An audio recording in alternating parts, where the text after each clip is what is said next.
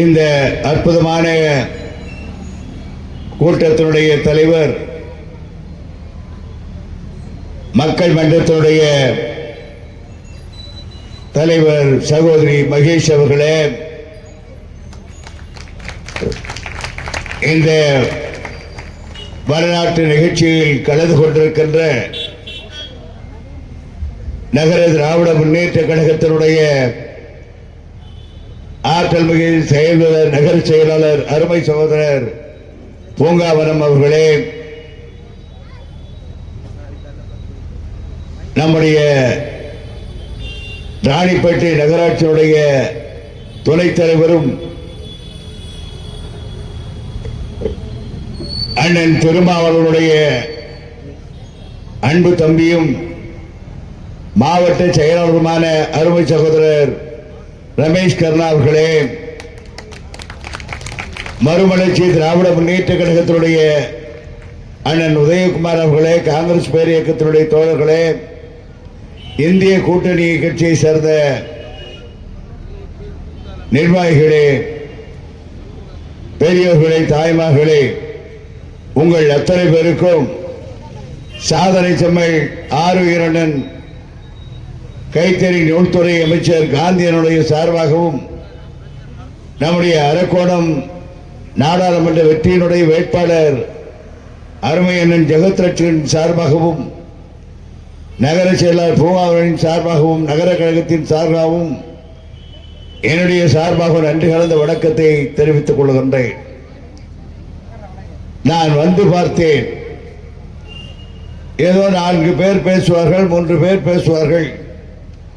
திராவிட முன்னேற்ற கழகத்தில் இருக்கின்ற நாம் தான் மிக தெளிவாக இந்த நாட்டு மக்களுக்கு எடுத்து கூறுவோம் என்கின்ற வகையிலே பணியாற்றி கொண்டிருக்கின்றோம் என்ற இருமாப்போடு இருந்தேன்.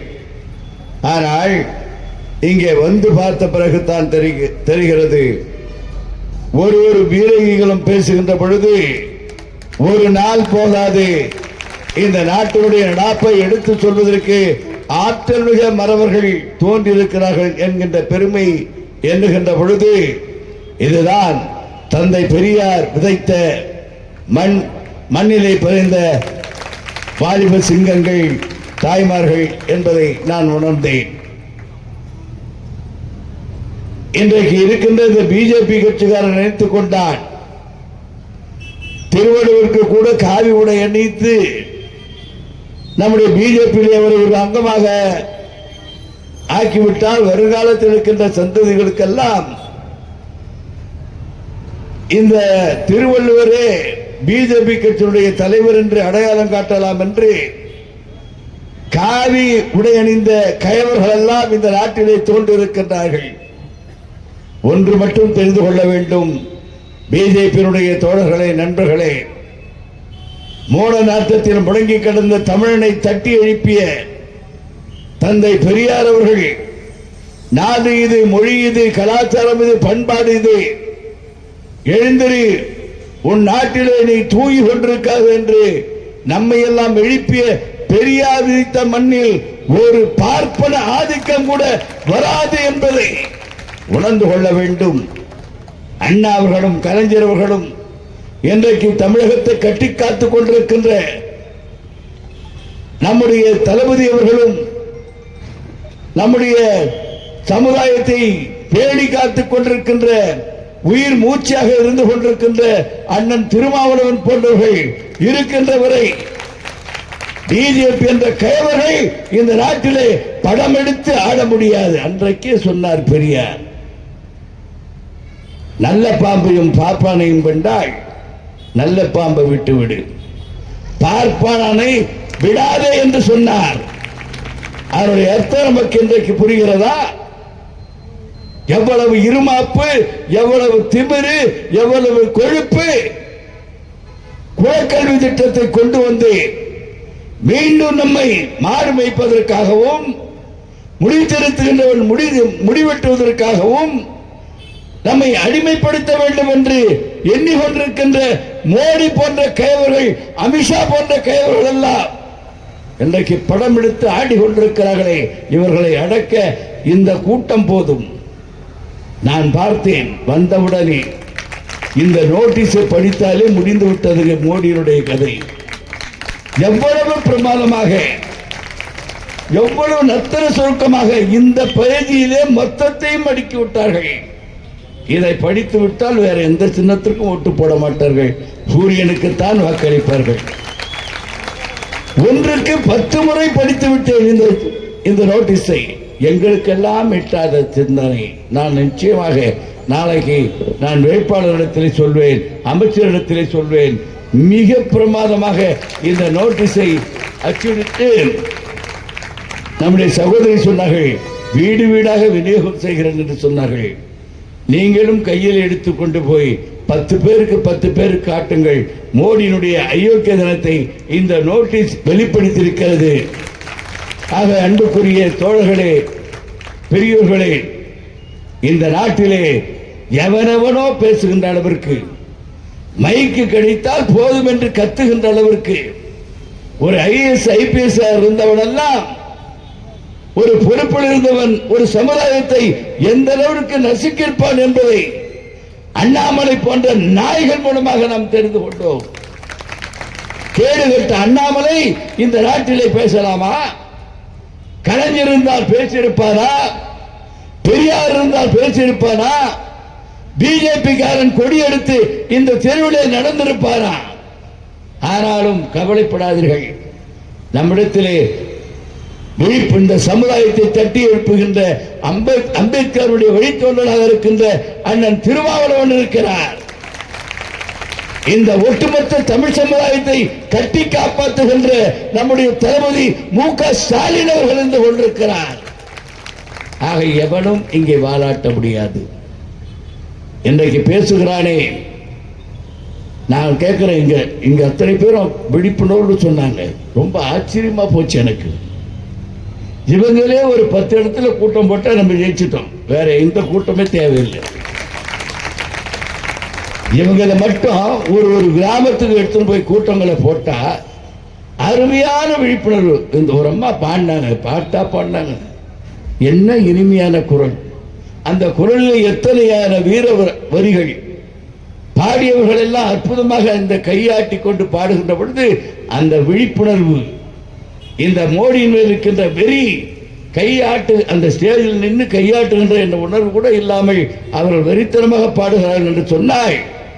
இந்த பெண்கள் மீது இந்த பிஜேபி காரன் செய்திருக்கின்ற அட்டுழியம் கொஞ்சம் நஞ்சமல்ல.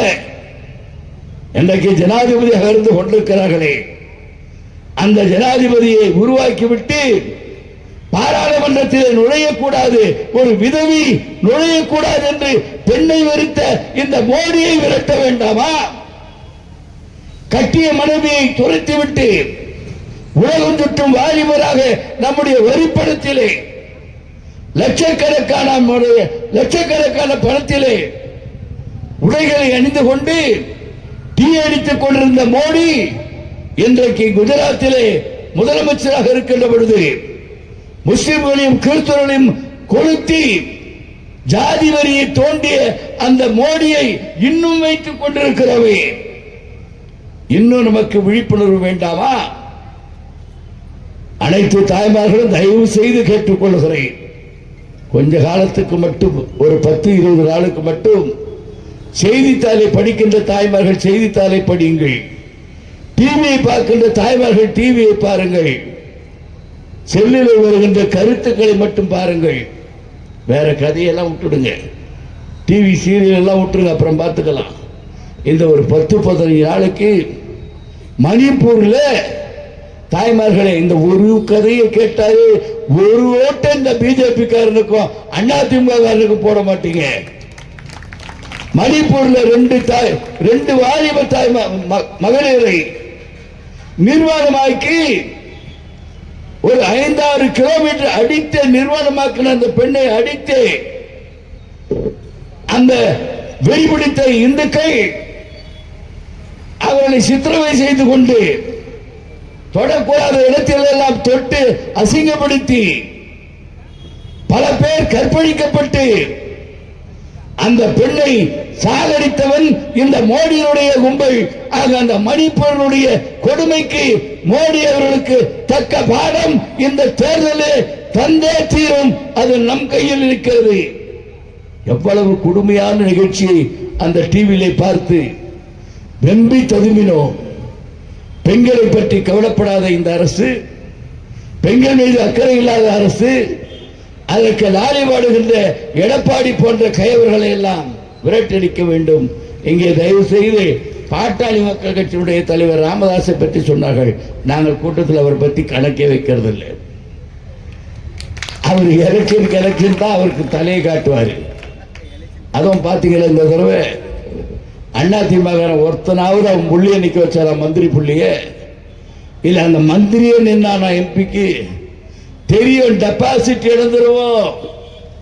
ஏன்னா 10 ஆண்டு காலமாக திராவிட முன்னேற்ற கழகத்தில் காங்கிரஸ் பேரியக்கம், இந்திய கம்யூனிஸ்ட், மார்க்சிஸ்ட் கம்யூனிஸ்ட், முஸ்லீம் லீக், மனிதநேய கட்சி, அம்பேத்கருடைய கொள்கையை இதயத்தில் தாங்கி கொண்டிருக்கின்ற நம்முடைய திருமாவளவன் போன்றவர்கள் எல்லாம் 10 ஆண்டு காலம் இந்த இயக்கத்திலே திராவிட முன்னேற்ற கழகத்தில் அங்கம் வகித்து போராடி கொண்டிருக்கிறார்கள் என்று சொன்னால், இந்த ஜாதி பேதமற்ற சமுதாயத்தை உருவாக்க வேண்டும்.